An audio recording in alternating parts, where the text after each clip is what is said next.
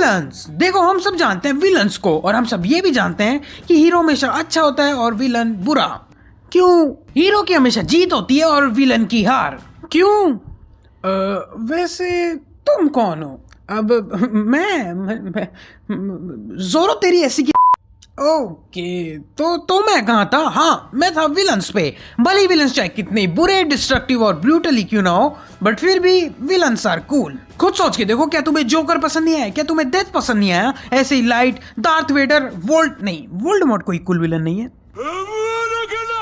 Okay ठीक है यार, लाइट, डार्थ वेडर और वोल्डेमॉर्ट जैसे कई विलन्स हैं जिन्हें हम पसंद करते हैं, बट सही काम तो हीरो करता है। बट फिर भी ऐसा क्यों होता है कि हम कई बार विलन को हीरो से ज्यादा पसंद करने लगते हैं? हाँ, तो इसी चीज पे आज मैं बात करने वाला हूँ, why villains are better and cooler than heroes.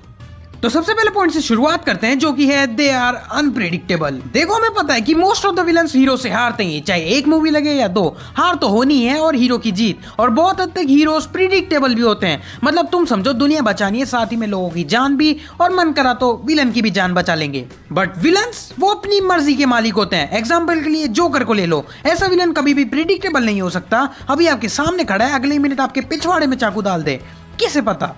Unpredictable होने के कारण ही ऐसे विलन्स बाउंड्री को पुश करने का दम रखते हैं। उन्हें फर्क नहीं पड़ता चाहे कितना डिस्ट्रक्शन क्यों ना हो जाए, उन्हें तो बस अपने गोल से मतलब है। जो इसके बीच में आएगा वो डेफिनेटली फ्री होगा ही, because at the end they are hero of their own freaking story. मैं विलन्स की बात कर रहा हूँ। इसी के साथ आते हैं अपने सेकंड पॉइंट पे, जो कि है दे आर रियलिस्टिक। देखो मानो या ना मानो, बट हम उन कैरेक्टर से ज्यादा इंप्रेस होते हैं जो हमसे ज्यादा सिमिलर होते हैं। हीरोज को हमेशा परफेक्ट ही दिखाया जाता है, जिसके कारण हम उनसे आसानी से रिलेट नहीं कर पाते। बट विलन्स, उनका तो सीन ही अलग है, वो परफेक्ट नहीं होते और ना ही हम, और उनसे रिलेट करने में भी आसानी होती है। और at the same time modern antagonist यानी विलन्स, वो पूरे विल नहीं होते। वो आखिर विल क्यों बने, उसके पीछे भी उनकी खुद की एक स्टोरी होती है। मैं आपको एनिमे के विलन्स के एग्जाम्पल से समझाता हूँ। एक बात मुझे एनिमे की बहुत अच्छी लगती है कि कई बार आप स्टोरी के हीरो से ज्यादा उसके विलन को पसंद करने लगते हो। और अगर आपने नारुतो देखी है तो आप विलन के मोटिव को आसानी से समझ पाओगे, और बहुत हद तक वो चीज जस्टिफाई भी करती है कि वो ऐसे एक्शन क्यों ले रहे हैं। और इसी के कारण कई एनिमे विलन एक पॉइंट पे हमें सोच में डाल देते हैं कि इस पॉइंट पे हम हीरो का साथ दें या विलन का। और ऊपर से एनिमे विलन्स की बैक स्टोरी। हाय ये दर्द।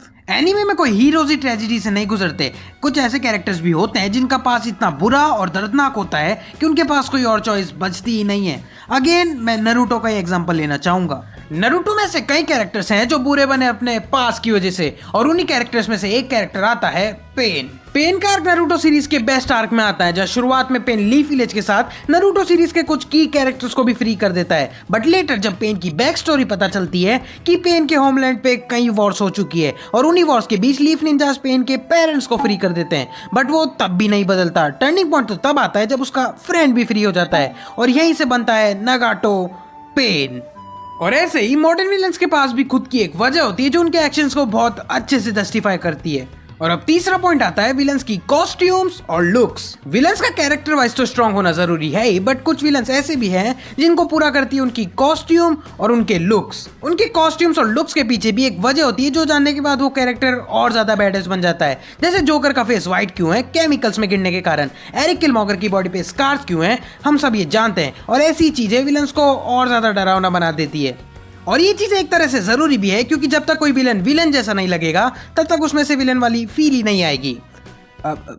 हाँ, मेरा मतलब विलन्स को बनाया इसलिए जाता है ताकि वो हीरो को उसकी औकात दिखा सके, बट वो विलन जैसा लगना भी तो चाहिए ना। हाँ, कई विलन्स नहीं पहनते कॉस्ट्यूम, और कई विलन्स तो ऐसे भी हैं जो कुछ पहनते ही नहीं। बट फर्क इससे नहीं पड़ता कि विलन्स ने क्या पहना है, फर्क तो इससे पड़ता है कि विलन्स की कॉस्ट्यूम्स और लुक्स उसे कितना मेमोरेबल बनाते हैं। फोर्थ पॉइंट है they are just cool.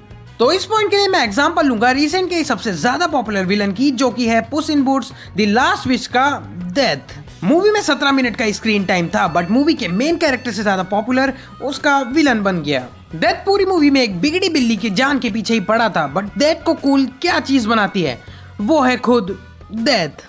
And I don't mean it metaphorically और रेथोरिकली और पोइटिकली और थियोरेटिकली और एनी अदर फैंसी वे, स्ट्रेट अप डेथ।